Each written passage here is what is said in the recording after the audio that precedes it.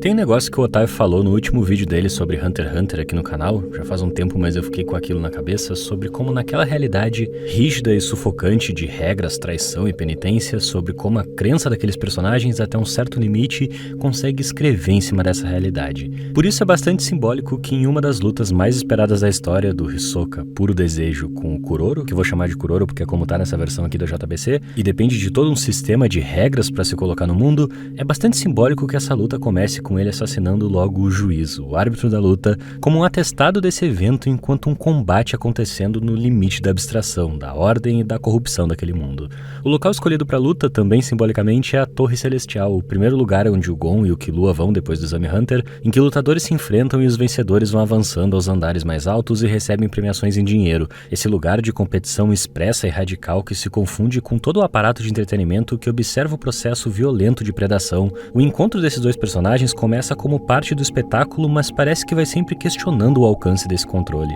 Tem todo um pessimismo envolvendo a coisa. Jujutsu Kaisen, por exemplo, continuaria esse aspecto de Hunter x Hunter, esse sentimento geral do mangá quando pensa todas as relações do sobrenatural do seu mundo a partir de sentimentos negativos, essas noções de controle, manipulação, blefe, finta, estão sempre muito presentes, essas vantagens que um tira contra o outro, uma vez que satisfaz os requisitos é checkmate, como diz o Hisoka. O poder do Kuroro se baseia em um livro que ele manifesta, onde cataloga e armazena habilidades roubadas de outras pessoas, que ele consegue usar quando o livro está aberto naquela página específica em sua mão direita. Para roubar um poder, ele precisa cumprir 4 condições: ver com os próprios olhos o poder da vítima, perguntar sobre o poder da pessoa e obter respostas, a palma da mão de quem ele for roubar tem que tocar a capa do livro, e tudo isso precisa acontecer dentro de 1 hora. É com essa carga toda de entrega e sacrifício, condições e risco para se obter qualquer tipo de vantagem que o Kuroro chega aqui, e se isso já parece regrinha demais, um monte de coisa para decorar e levar em conta, não é nada perto do tanto de outras regras que ele vai descrever ao longo dessa luta, novas condições para usar novos poderes específicos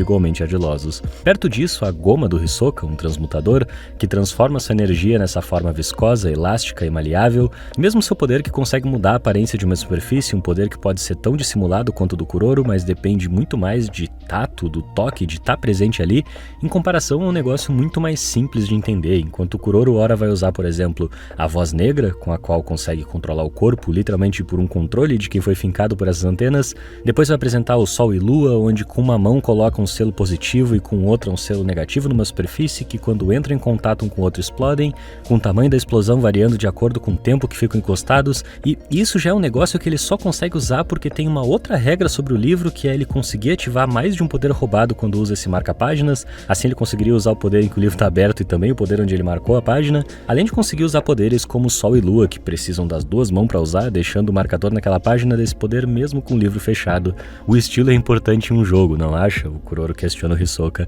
que por sua vez vê aquela luta como uma dança, onde precisam se sintonizar. Se isso faz com que você lute feliz, tudo bem. Se esses embates do shonen de batalha são sobre chocar diferentes visões de mundo em um determinado sistema de regras, caçador contra caçador, a gente tem contato com essas perspectivas exatamente através da maneira com que cada um lida com isso. Se tudo não passa de um espetáculo, um tipo de performance, o Kuroro vê a necessidade de sufocar o aparato onde se apresenta com seu poder, tensionar o sistema num nível ridículo de limitações para que possa alcançar o que ele precisa. Se as regras em si desse mundo existem para serem articuladas, se essa é a maneira como se coloca nesse mundo, cria mais e mais condições específicas onde os próprios limites se tornam suas possibilidades, enquanto que o Hisoka sempre luta com uma carga imensa de imprevisibilidade e subjetividade. Entender como funciona é só parte de uma análise que passa também por entender as intenções, sensações, não só como resolver aquela questão, mas também como alcançar um calor que o Kuroro sufoca em contrapartida. Pro Kuroro, o importante é o estilo, porque se essas regras são inescapáveis, se o sistema nessa realidade se impõe sobre o indivíduo, a expressão precisa levar isso em conta. A maneira de se colocar diante dessas regras, desse sistema, dentro desses limites, é a sua verdade. Pro Hisoka, acima de qualquer racionalidade, no sentido de transcender a moral e a ordem daquele mundo, num estado de compreensão ativo das contradições, do ilógico e do imoral dessa ordem, o desejo é sempre por sentir alguma coisa em primeiro lugar. Vai ser um novo recorde de número de poderes que eu uso pra matar uma única pessoa, diz o Kuroro. Esse tipo de personagem exausto de tanto pensar que é típico de Hunter x Hunter. Foram precisas mais condições, um cenário ainda mais rígido e inescapável para conter esse ímpeto insaciável do Hisoka, que tenta tirar alguma diversão do processo. É cheio de pessimismo porque a única negação possível dessa curiosidade mórbida do Hisoka pela frustração do Kuroro implica que ele consiga de fato impedir a existência de qualquer final que não seja descrito dentro daqueles limites que ele vai colocando. A melancolia que transparece no olhar do Kuroro enquanto observa aquela disposição do Hisoka em desbravar, resistir ao inevitável, como extremos opostos que o Togashi decide colocar aqui em teste. O sistema vai prevalecer ou entrar em crise. Em parte, essa morbidez também atravessa a nossa relação com o mangá. Tem um outro poder que o Kuroro usa, as mãos da comutação, onde a pessoa tocada pela mão direita dele fica parecida com ele, e se ele toca a pessoa com a mão esquerda, a pessoa que fica parecida com ele. O Kuroro corre pro meio da plateia, que não foge apesar do perigo, e a partir disso pode ser literalmente qualquer um no meio daquela multidão. Ele começa a explicar tudo isso pro Hisoka, se eu fizer isso tal coisa vai acontecer, se eu fizer essa outra coisa isso acontece, e não é só com o juiz, pra dar a ordem final pras marionetes, ele literalmente usa o microfone de quem tá narrando a luta, dá pelos alto-falantes da Torre Celestial sua ordem de morte, agita a plateia que vira arma na mão desse sujeito. Alguns não são nem corpos reais, se tornam bombas criadas a partir de cadáveres, quase como uma horda de zumbis sem forma ou personalidade. Se utiliza desse estado de paranoia pra sufocar o desejo e a personalidade intensa do Hisoka. O que será que ele vai usar agora? Será que ele tá prevendo que eu previ isso? E até o fato de todos assistindo a luta saberem que é o Hisoka, um competidor popular na Torre Celestial, essa ideia de todos já estarem ali pra devorar a imagem dele em primeiro lugar, também é utilizada pelo Kuroro pra subjugar o Hisoka, que tendo que considerar 500 opções, não consegue exercer sua vontade porque essas regras sempre brecam ele de alguma forma. O tempo que o Hisoka dedica pra entender a explicação do Kuroro é o tempo que o Kuroro precisa pra colocar seu plano em prática. E é só com uma compreensão profunda desse sistema, uma investigação do caráter desumanizante dessas dinâmicas, que o Kuroro prova seu ponto. A violência como inerente ao aparato, que pode e inevitavelmente vai ser apropriado contra essa selvageria incontrolável do Hisoka. Qualquer compreensão do mundo vira mera ferramenta, como a subjetividade de um dos usuários originais das técnicas que ele usa. Seu poder não podia controlar cadáveres, apenas bonecos. Pro Kuroro, estarem mortos seria mais do que o suficiente, cadáveres não são mais do que bonecos que se movem para ele. Mas essa particularidade vira só mais uma informação a se levar em conta, outra condição para ser cumprida, precisa criar cópias dos cadáveres com a falsa galeria para então conseguir controlá-los. Conhecer a face sombria do dono anterior e incorporar os poderes dele são as melhores partes do caçador de habilidades.